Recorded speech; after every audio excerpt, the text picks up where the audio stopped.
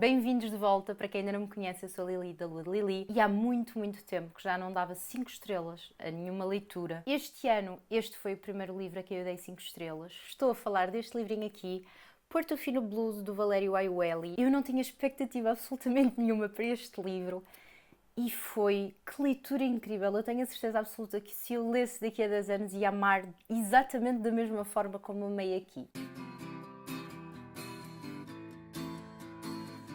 Portofino Blues é um romance noir baseado em fatos reais. Quem me conhece sabe que eu amo cinema, amo literatura baseada em fatos reais. Eu acho que isso contribui muito para que eu tivesse uma experiência de leitura tão imersiva. E esta combinação entre atmosfera de mistério, investigação e depois uma escrita incrível fez com que este livrinho se tornasse finalista do Prémio Strega, que normalmente tem livros muito interessantes. Apesar de eu nunca ter lido nada do autor, ele já tem imensos romances. Se não estou em erro, tem pelo menos 7 ou 8.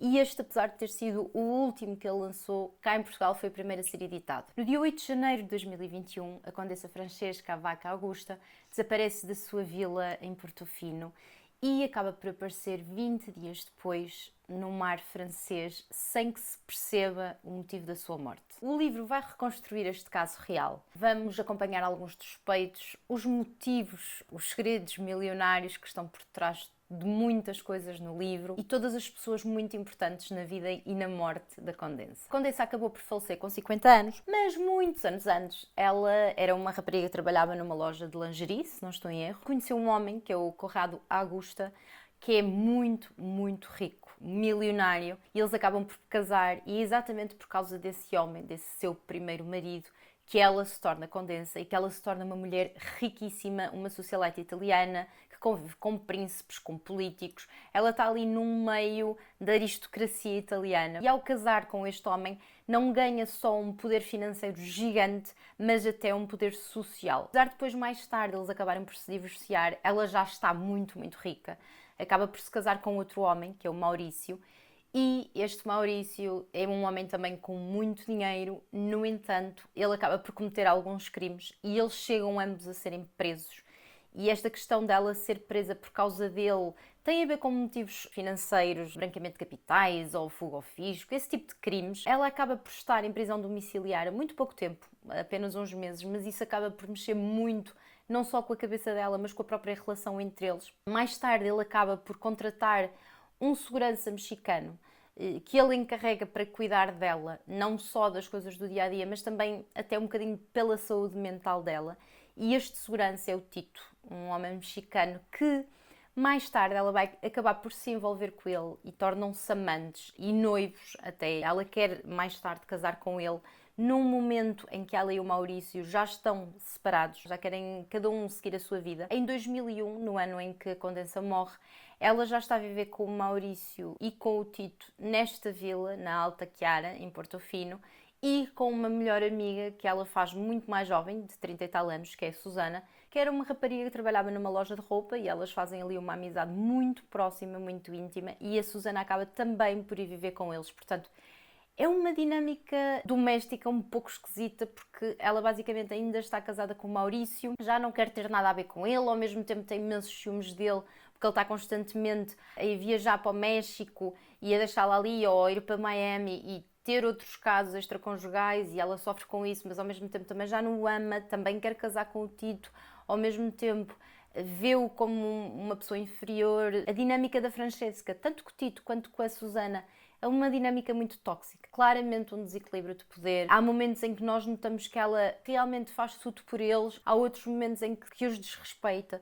Depois também não ajuda eles consumirem muito álcool e muita cocaína, os três, a Susana, o Tito e a Francesca. No dia do seu desaparecimento, o Maurício estava no México, mas os empregados conseguiram ouvi-la a discutir aos gritos com a Susana e com o Tito, o que não era assim tão incomum. Portanto, eles nem sequer tentaram fazer nada, porque era uma coisa comum lá em casa. E neste livro, o autor vai tentar recontar os acontecimentos todos, não só no dia do desaparecimento, como nos anos a seguir à morte da Condessa, e muito daquilo que é a vida destas personagens, não só da Condessa, não só nos últimos anos de vida, mas desde o início. E é muito interessante porque ele acompanha literalmente a vida e as famílias de todas estas personagens, tanto do Tito, quanto do Maurício, como do primeiro marido.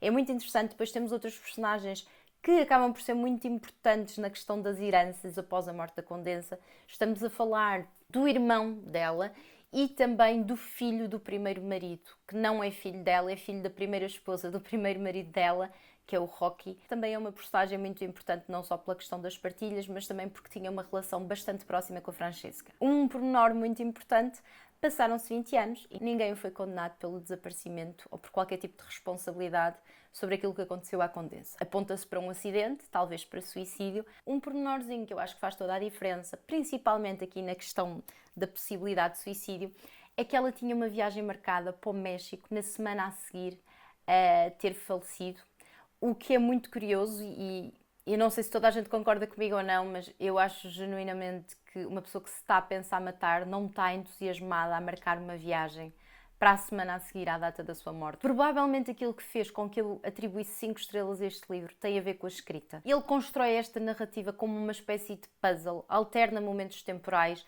alterna pontos de vista, vai alternando personagens, inclui relatos da própria experiência enquanto escritor e eu simplesmente adorei a forma como ele estruturou o livro. Isto é um romance, portanto, ao mesmo tempo que há ficção, ele vai declarar também com registros, declarações, notícias, citações de livros, citações de pessoas. É literalmente como se nós estivéssemos a acompanhar um documentário em tempo real de uma coisa que aconteceu e eu fico completamente viciada neste livro. Ele é muito pequeno e a escrita é absolutamente viciante. No entanto, eu demorei quase 2 semanas a ler este livro. Eu demorei imenso tempo a ler por um motivo só. Há tantas referências, não só pessoas como a figuras da história, da política, da sociedade até italianas que eu nunca tinha ouvido falar, empresários, momentos da história, sítios. Eu literalmente estava constantemente no Google à procura de coisas e a ler coisas sobre referências que ele dá neste livro. Não se limita a apresentar uma pessoa ou uma família, ele explica literalmente o contexto daquela família, como é que aquela família enriqueceu, quem é que eram os pais, de onde é que veio o dinheiro, como é que eles se apresentavam ao mundo, como é que eles se davam, quais é que eram as relações entre eles. Portanto, é muito minucioso, é muito rigoroso na parte histórica e nas declarações que faz e eu amei isso. Eu amo thrillers, mas obviamente que este livro é muito diferente de um thriller habitual, um thriller mais comercial. Não há grandes dramas, não há assim uma coisa de clímax, é um ritmo muito mais lento. Quando eu digo lento não é no sentido de ser chato, é mais atmosférico. Mas a investigação documental é completamente viciante para pessoas curiosas como eu.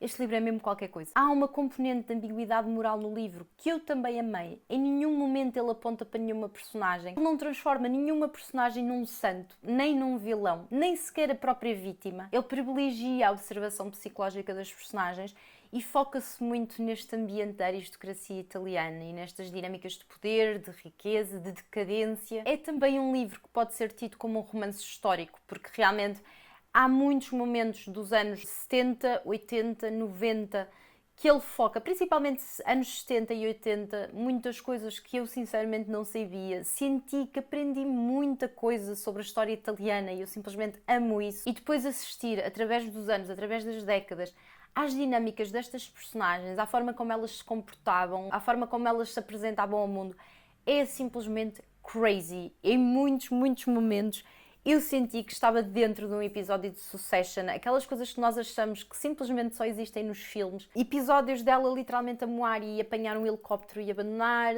estar aborrecida, então apanhar um voo e ir até Nova Iorque às compras com as amigas e voltar. Para mim foi crazy acompanhar não só isso, mas depois todas as pequenas coisas até do dia-a-dia destas personagens. Adorei. Ao ler o livro e perceber o estilo de vida que a Condessa levava, eu percebi obviamente que a Francesca era uma mulher rica, mas só após de verificar tudo aquilo que fazia parte do património dela e das heranças é que eu percebi que realmente ela era muito rica. A questão dos testamentos foi realmente a questão central da morte dela. Ela tinha 6 testamentos.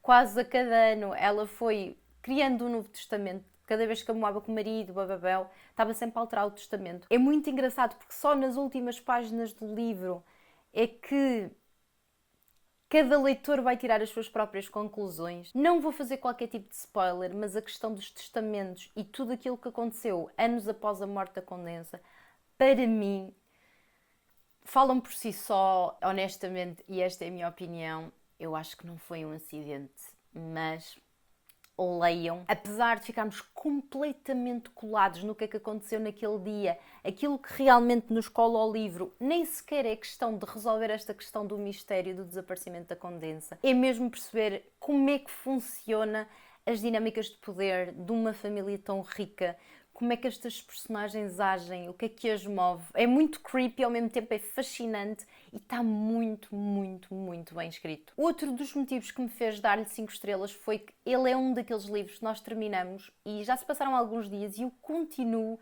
a pensar nestas personagens. Literalmente sonho com estas personagens. Estão muito, muito presentes na minha cabeça. Ele conseguiu realmente fazer com que elas se tornassem quase pessoas que eu conheço, da minha vida, da minha intimidade. Todo o mérito ao autor, porque não é fácil fazer isso, muito menos com pessoas que realmente existiram. Há muito, muito tempo que não lia nada assim, não só pela história, mas principalmente pela escrita. Fiquei muito curiosa e só espero que a Quetzal ou que alguma editora em Portugal pegue de novo neste autor, porque eu fiquei completamente presa na escrita dele. Se gostam de livros inspirados em histórias reais, se gostam de um bom mistério, assim, uma coisa noir, se gostam de ler sobre riqueza, sobre poder, sobre tudo aquilo que as pessoas fazem por dinheiro, leiam, vale muito, muito a pena, mas não seja pela escrita, que é absolutamente incrível. Digam-me, por favor, aqui em baixo qual é que foi o último livro que deram 5 estrelas. Se gostaram do vídeo, não se esqueçam de deixar um like, comentar, subscrever o canal caso ainda não tenham feito. Beijinhos e até à próxima segunda-feira.